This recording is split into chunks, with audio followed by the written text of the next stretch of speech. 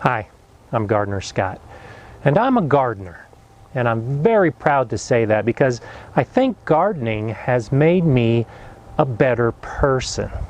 Now, I didn't start out planning to be a gardener. It's just been a lifelong journey that has led me here today in my garden. I've had a lot of gardens along the way, and I know that there are more gardens in my future. But there's something about being a gardener and something about gardening that just makes life good. It makes me happy. And I like to think that my gardening helps make my family happier. There's just so much about it to like. Spring is just a couple days away, and this is a time of year that I'm always internally philosophical because I just love this time of year because it means I can get out in my garden and actually start doing the things that I love. And while it gets me excited and the emotions start to rise with every day that's a few degrees warmer and every day where the sun is out, it's still cold. I still have some snow on the ground, and so I'm still watching videos inside, waiting to get out. And I happened across a video by the Roots and Refuge channel, and she was expressing how much gardening meant to her and why she gardens. And it really made me want to do the same, to share those feelings, that joy that I have about gardening. My channel is growing. A lot of my videos are doing quite well thanks to you. And I'd like to give back because I think there's that seed of being a gardener that rests in almost everyone. But just like plants need sun and water and nutrients, sometimes that seed of wanting to become a gardener needs to be nourished. And I'm hoping I can do that as I share my story to how I arrived to where I'm at today and why I'm a gardener. Neither of my parents gardened. We did not have a garden at any house where I lived growing up. In fact, I have no doubt neither of them have any idea what a raised bed is or how to care for a plant. But one of my earliest memories was visiting my grandmother's house in her backyard where she had roses growing near a path by a fence. And I couldn't have been more than three and a half years old, but I remember walking that path and just sucking in those fragrances. And I have no other gardening memories until about probably 10 years later when I was in my early teens and I was visiting my aunt's house for the summer. I have a cousin who's about the same age and we spent a lot of time together. And one day as she was preparing for dinner, she was out in her garden, which was a pretty good sized garden. And I'd never really done anything to help. She'd never asked me to help. But on that day, she asked me out to the garden to help her carry in some of the harvest. And she was picking tomatoes. And she plucked one of those tomatoes off the vine and handed it to me. I thought it was to put in the bowl to carry into the house, but she said, "Try it." And I did. And I bit into it like an apple. And it was warm from the sun, and the juice spread all over my chin.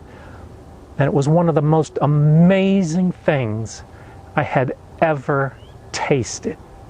And that moment, coupled with the moment 10 years before in my grandmother's garden, it was that moment eating that tomato in my aunt's garden that started me on the path. I think it was that instant where I became a gardener, though I didn't know it for almost 20 years. I've thought about those moments quite a bit over the years as I've figured out my own gardening philosophy and tried to figure out why I like it so much. And one of the main reasons is because it creates memories. And memories are very important to me. The garden is filled with the opportunity. These strawberries behind me are the same plants that I grew 20 years ago when my kids were much smaller than they are now. The exact same plants. Because even though I've moved to a few different houses between then and now, I always took some of the strawberry plants with me. So they're the same ones. They're clones of those original plants that I remember my children harvesting and eating. I garden because I can grow strawberries, the same strawberries that my kids ate. I grow tomatoes because my aunt did, and that was such a special memory. Every year I think about it when I'm putting the tomatoes in the ground. I grow tomatoes that I like, that I know will do well, but every year I try new varieties to maybe come across something that's even better.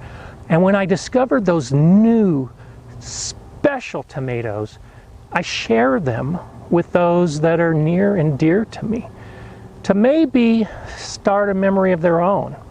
And maybe someday they'll become a gardener too. I bought my first house in my early 30s, and that's when I had my very first garden. It was in Montana, and I attempted to grow raspberries in that garden patch. They didn't do well at all. The winters always seemed to come too early. But I really enjoyed the effort of trying to get to that harvest. When I moved to Colorado a little over 20 years ago, the very first plants I put in my garden were raspberries. In the next house, the very first beds I developed were for my raspberries. And in this house, these raspberries were the very first bed I constructed in this garden. These plants go back 20 years, just like the strawberries, to those original raspberries that I finally had some success with. And I love nothing more than to make a raspberry pie for Thanksgiving. Being a gardener allows all of that to happen. And every time I prune and pick and work on this raspberry bed, I think back 20 years and then again to almost 30 years, because it's all a journey that's led these plants and me to where we are today. Every passionate gardener has dozens and dozens of stories to tell, and I could go on for hours because we like talking about it. Like the time that I grew cantaloupe, but I didn't do it on purpose. A seed had gotten into my compost, and I put the compost on one of my beds, and a cantaloupe plant grew. So I let it grow, and I got one cantaloupe, and it still, to this day, is the best tasting cantaloupe I've ever eaten. That's another reason why I garden, because for some reason, it all tastes better. Probably because there's a part of me in every plant, which means there's a part of me in everything I harvest. And even for the foods that I don't particularly like and that I don't buy at the store, when I grow them in my garden, I can eat them because they're good and because my efforts and these hands made it happen. I said in the beginning that gardening has made me a better person. And that's because I approach life the same way that I approach gardening. In the garden, we take nothing, just some bare soil, and then we plant something. And that something grows, and it turns into something good, something beneficial, something that's better than what was there before. And that's what I think I do, or at least try to do, and what most of us should also try to do, which is to take whatever situation you're confronted by and make it better. every job I've had, that's been my approach, is to make it better than I found it. And that's led to a hugely successful professional career and now gardening, where I always try to make it better than I found it and bring the full potential to the forefront, because I know that it's all better because of that gardening mentality. Now, I know it's not all rainbows and unicorns, because gardening is hard and there are a lot of failures along the way. But how you approach those failures can make you and your garden stronger. I've said before that I have killed more plants than many gardeners will ever grow. But that's because I'm out there growing plants. And there's going to be failures. But at every failure, I learn something. And then the next time, I try something a little different. And eventually, I have success, like the raspberries. No success in Montana, but after 20 years in Colorado, I can grow a pretty darn good raspberry. And that makes me feel good. And when I'm feeling good, those around me feel good. And it just continues and continues. It's like when you harvest seeds and then you share those seeds with a fellow gardener, and then they plant those seeds. The joy from gardening just keeps going and going. It's a gift that keeps giving.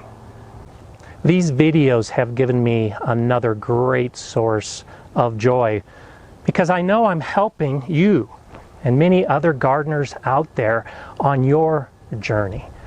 But it also becomes even more personal than that. A couple days ago, my daughter told me that my last video was her favorite one so far. And that means a lot to me, because that's a main reason why I'm doing these videos, is for my family and you. And I've planted the seed of wanting to become a gardener within my children and my grandchildren. And I can only hope that in the days ahead, maybe they'll see this video and it will help to water and fertilize and grow that seed that is residing within them now. And one day they too will become a gardener, not just in the garden, but in life as well. I'd love to hear your thoughts and read your gardening experiences, so please share some of those with me below. If you want to see more videos, please subscribe to the Gardener Scott channel if you haven't done so already. If you like this video, you can give me a thumbs up and share it. And as always, I'm Gardener Scott. Enjoy gardening.